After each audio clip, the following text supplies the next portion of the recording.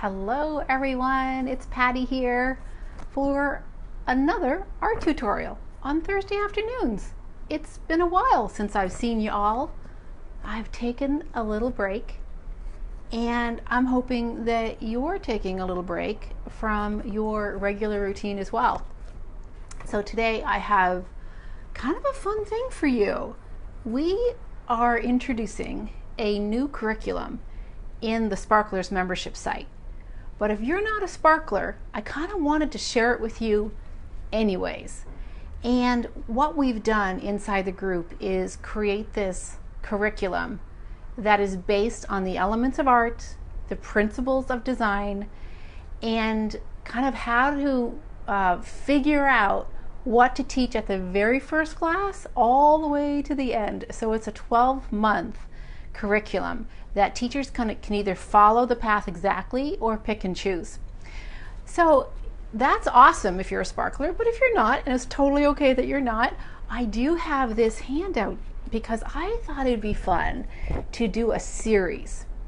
Every Thursday afternoon at this time on each of the bundles. So the first bundle in the Epic curriculum just happens to be, and I know this is backwards, line and pattern. So that's what we're going to talk about today. So hi Vanna, it's so good to see. I love that you're always here. Hi Carol. So I love starting the year off with line and pattern, and I have this handout for you, and I'll show you how to get this in a few minutes, but I wanted to walk through it with you. So this handout is kind of a recap, a little condensed version of a bigger bundle that's inside the membership that's only for sparklers. And in case you're wondering what the membership's all about, it's just basically curriculums and lesson plans and trainings and community, all these resources to help support you as an art teacher. It's everything's there. So this handout, it kind of gives you a little description, like what is a line. And I always love definitions that are really short and snappy, because you want to be short and snappy with the kids. You don't want to be going on and on. So a line is a mark with a greater length than width. And we happen to get these from the Getty Museum. That was their definition, and I kind of think they're like a good authority. And patterns in art is made by repeating visual elements in a work of art. So I think that was like a good definition as well. Hi Jerry, nice to see you here.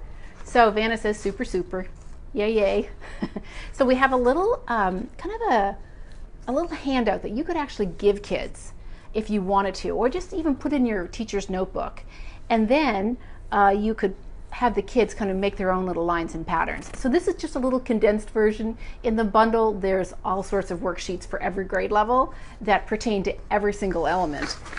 But I wanted to show you this. This is a handout of a rooster. And this little rooster is one of the projects that I'm going to show you how to do. And all you're going to need is a pencil. No, sorry, not a pencil, a marker and a piece of paper. And then the turtle is another little one. And if you're a sparkler, you'll definitely recognize all these. This is from a Tortuga lesson. I can't even remember the lesson. Good Lord, I created it, but I can't remember it. Anyways, it's there. I think it's in the Mexican art bundle. And so is this one, this folk art rooster. So I'm going to show you how to do those both. And I'm getting all tangled up here in my own handouts. And then there's a little, kind of like a little pattern, a worksheet, not a worksheet, a handout that you can give to your students. So I think these three little handouts, whether or not you give kids this little drawing guide or not, I think it's helpful when kids have tons of imagination and they know what to do. They know how to make lines and patterns. But it helps to have a starter. It helps to kind of show the kids kind of how to get started. A few little ideas to kind of get their memories kind of back into gear and get their hands working. And so having little handouts like this, I think, really help kids. So I'm going to show you how to make those two little art projects. And I've done these in the classroom, and I think you're going to love them because they just require a Sharpie. And if you don't have Sharpies, that's okay, because I know Some schools still don't allow Sharpies, or you kind of have to protect them a lot. Just a regular Crayola marker works totally fine. And even if you only have crayons, that's fine too. And then instead of using a 12 by 18 sheet of paper for the older kids, I would kind of encourage you to use copy paper, which is like 8.5 by 11. The copy paper is something that I love to use with markers because there's something about the surface, the sheen of a copy paper like cardstock, that allow the marker just to glide over the paper a lot better than the sulfite paper. But the sulfite paper in this 12 by 18 size is perfect for kindergarten all the way up to 3rd grade because they want to draw a little bit bigger. It's harder for them to draw a little bit smaller when it comes to patterns. Okay, so let's start with, I'm going to put this on the wall. Now hopefully you can all see that. And now I know you're all art teachers, and I know you can draw a turtle. I know that. But I find that when I'm doing these Thursday art tutorials, and if you're new to the art tutorials every Thursday, welcome. I'm really glad you're here, because this is what I do most Thursdays, is to kind of show you a very simple technique, a simple drawing, and basically how I would approach it with a student. The thing with line and patterns, it sounds really easy, but there's one concept that you need to get through to a little kid, and that is all about connecting the lines. Because if they don't connect the lines, guess what happens? It's just a scribble fest. They don't understand. So when you kind of when you slow down and show them how to draw something, then filling the little sections or shapes in with patterns with a few simple instructions, and I'll show you, makes it really easy for them. Okay, I'm going to put this little guy up here. So here is a drawing. There's a lot of handouts and a lot of different ways to draw turtles. A lot. But I like this one because it starts with the eyes. Because sometimes when you're doing a turtle, the head can kind of look a little bit wonky and a little frightening. So we're going to start with the eyes, and I always have kids draw or take their finger, and I'll say, okay, everyone show me their pointer finger. And then in the I'll say, this is the left side of the paper, and this is the right side of the paper, or you don't even have to get into that detail. This is one side of the paper, this is the other. On one corner, I want you to put 2 dots. And they're pretty close together, and if you're not sure where to, how close to put them together, stick your finger in between the 2 dots. So all of those little placements really help those little 5-year-olds that are coming into the class and, you know, everything looks so scary. Then we're going to draw a shape around the dot. So at this point, you're going to get lots of different shapes. And the truth is, it doesn't matter. It's going to be really cute no matter what, because they're 5. Now, if you're doing this with a 7-year-old, they're going to have, you know, a much better oval. But you can just say, you know, start at the top and go all the way around the little dot until you have a circle. And then say, put your marker on one side of the eye. So one side, and I want you to draw a big, fat, wonky oval. And the more descriptive words that you can use to describe that line, it's not really an oval, it's really just a line that is curved, that connects to the other side, because a circle would be a continuous connection. You don't have to explain that. You just want to say, go from one side of the eye to the other, and they'll come up with all sorts of different shapes for the head. And then if you have a little space in between, just connect that with a little line. So now we have a head. Now, if you're familiar with my style of teaching, and most of you are, I don't want to show up the kids. I don't want to be better than the kids and draw this fabulous turtle. Just be average. Be below average. You want the kids to think that they're doing better than you. The important thing is that you want to just get that shape, that general shape into place. So if you're teaching art and you don't have any creative bone in your body, that's good. That's really good. Okay, so the next thing, I think the next thing I'm trying to remember how I did this lesson with the kids, and I remember, I think it's this line right here. I called it like my hot dog, the curved hot dog. So you start on one side of the paper, and you make a nice shallow curve, and don't go too far, just below the head. And It kind of looks like a smile, but not a big smile, just a little smile. Now some kids, when they hear the word smile, they're going to make the curve a little bit more sharp, and that's fine. It's just a turtle, so let them go. Then you're going to double up that line, and this is a challenge, but just say follow along the path and say go real slow. We're not in a rush, just like a turtle. And then at the ends, join them with a curved line. Again, you're going to get all sorts of things, not a big deal. Now I think it's a little bit easier to draw the hump. But what happens is that they might go through the head. So you're going to say, okay kids, I want you to watch me first. We're going to do the shell, but there might be a tricky part.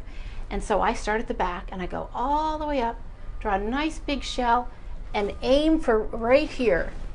And if they get to this point and they don't overlap, like my head was a little bit small, then just say add a little neck.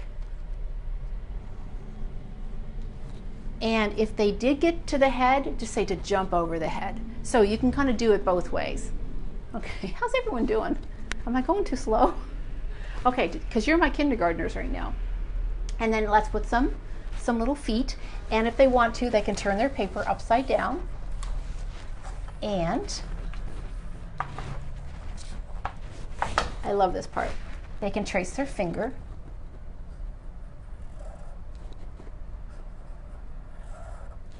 Or they don't have to, but that's an easy way to get the children to make a big leg.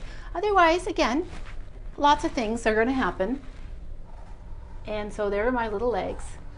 An older kid, like a 6 or 7 year old, you don't have to turn the paper upside down and have them trace their fingers. They'll totally get this shape. Okay, then you want to add a little mouth. And isn't he looking cute? Now this is the part where the line and pattern comes in. Basically, I think starting with a line drawing like this through all the grade levels is an exceptional way to begin the year. Number one, you get to engage the kids in a way that shows off your personality.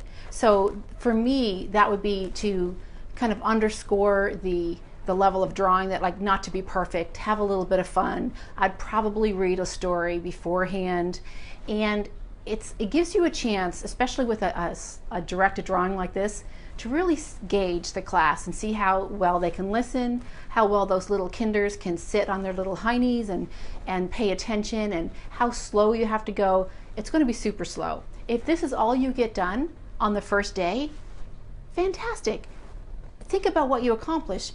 They got to know you. They got to understand that the first thing that they get to do when they come to art class is to draw. Then that's fabulous. So I really think that starting off with something really simple, like a piece of white paper and a black marker, is just such an easy way to go. First graders, second graders, and even kindergartners that are a little bit more advanced, they might whip through this, but this is going to give you a really good indication of, okay, these kids really got it, or okay, I really need to slow down with this group.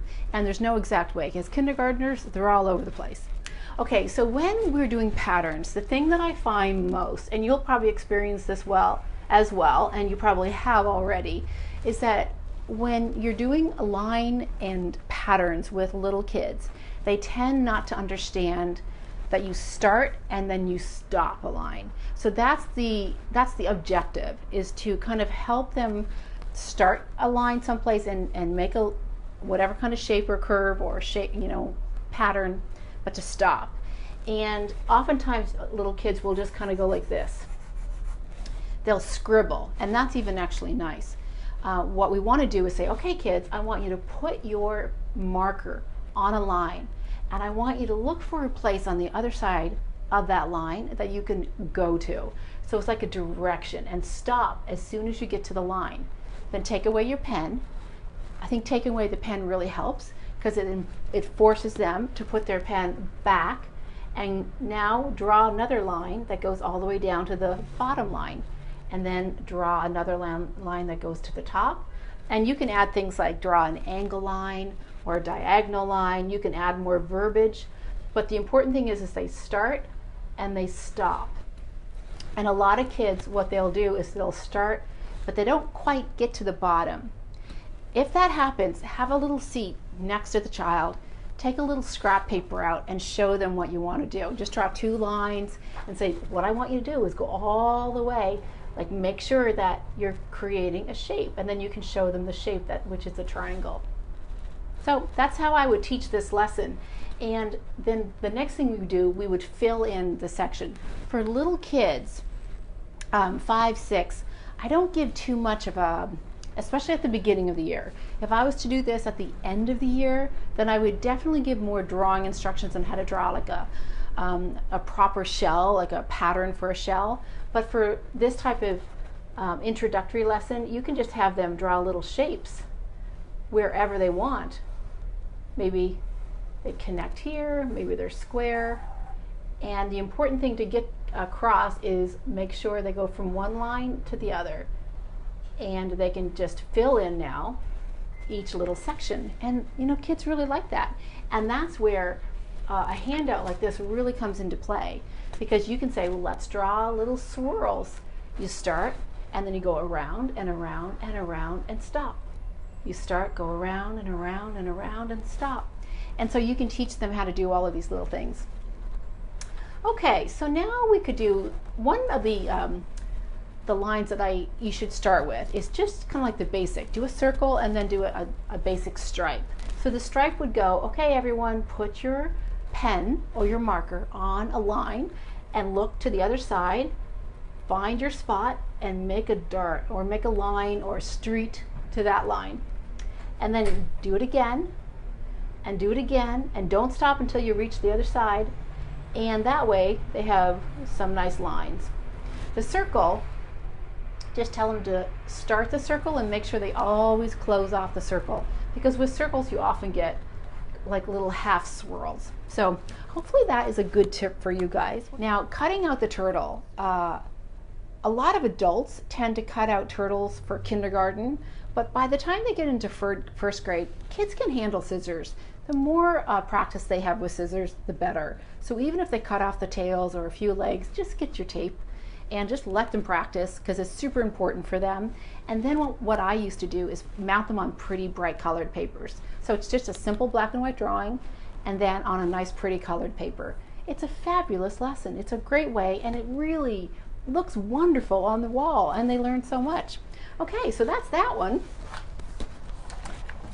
Now I'm going to show you this one. This is the handout. This is really, you can literally give this to kids and have them draw patterns, but that's no fun. I mean, that's a good warm-up or that's a good finishing, but let's draw it themselves, and they can come up with all sorts of different variations. I did this lesson, I think 2 years ago at our in-person workshop in Santa Barbara. I loved this lesson. It was just so colorful, and all the teachers did it, and of course they're fabulous. And so everyone did all these beautiful roosters with all these patterns, and of course this lesson, the little cat, is kind of for younger kids, and I thought the rooster was for older kids, but it's the same lesson in the Sparklers Club. So this is what we're going to draw, and I'm just going to use this kind of as a guide. But again, you can give this to your kids. Maybe it's a coloring page.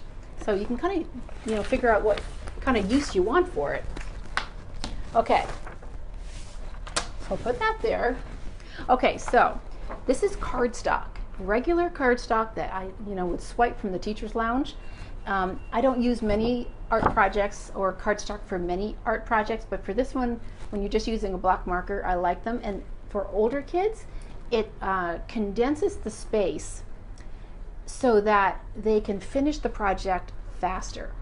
If I gave them a big sheet of paper like the 12 by 18, there's much more to color. There's more patterns to create. So I find that this is just if you're tight on time, if you have 30-minute classes, this is a really good project. So what I'd like to do is, again, you don't want to outshine your students.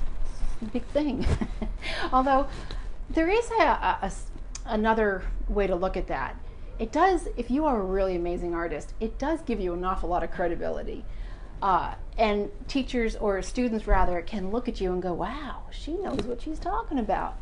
But there's another way, and you want to make art as approachable as possible. And for me, I'm a pretty good artist, but I don't want to be too perfect. because I don't want the children to think that they have to be as well.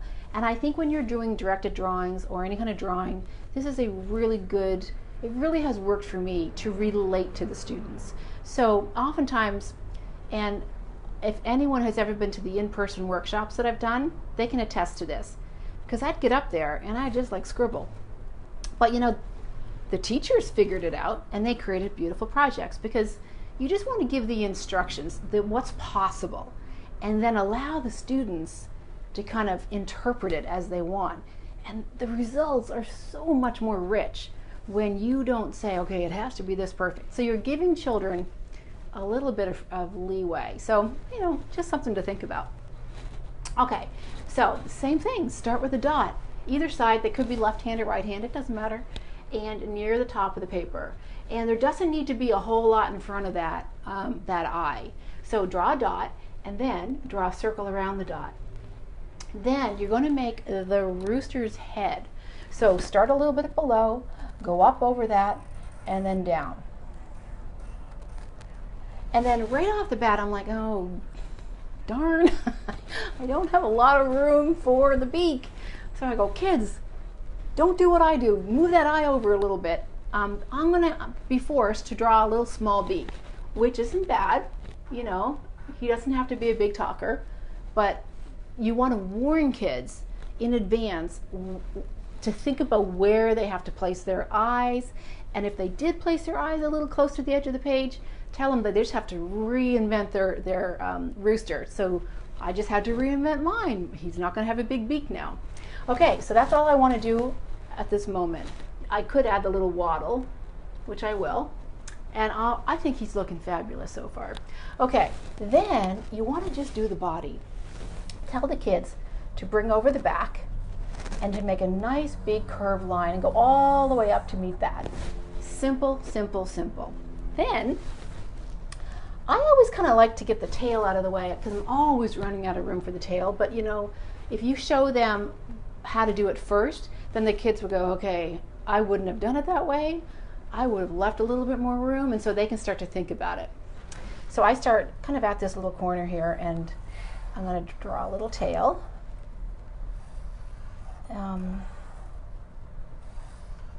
I bet you're thinking right now that you would have drawn a better tail.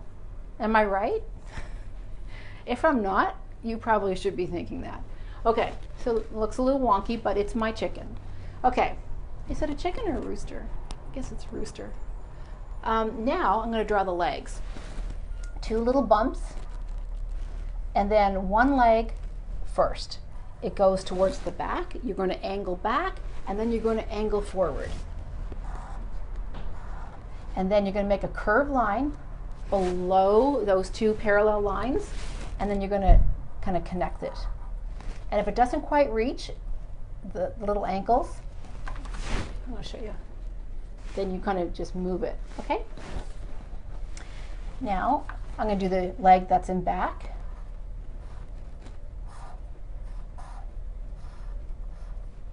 Okay, now I'm going to draw the little wing. You can do this wing a number of ways. You could do it something like this, where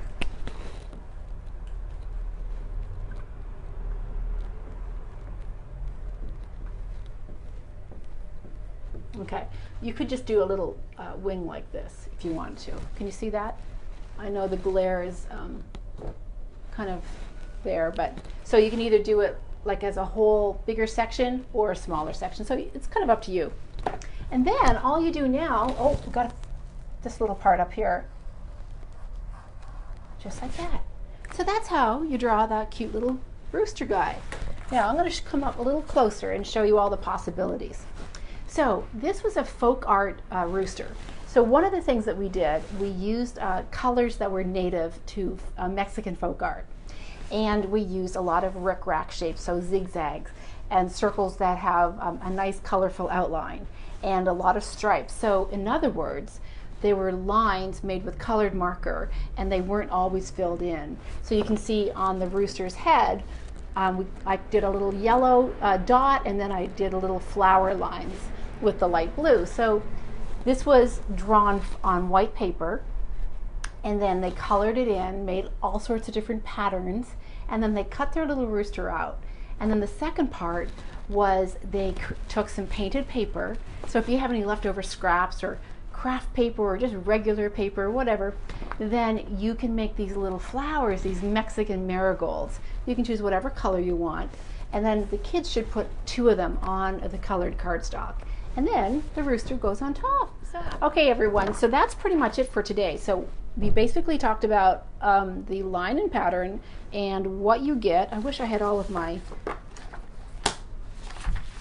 And there's information on how to join the Sparklers Club, which is important if you want to attend the workshop, because if you enter your name in the wait list, we'll send you some information on the workshop. Okay, so thank you so much for joining me. I'll miss next Thursday because I'll do the 2 free workshops, so that'll be enough.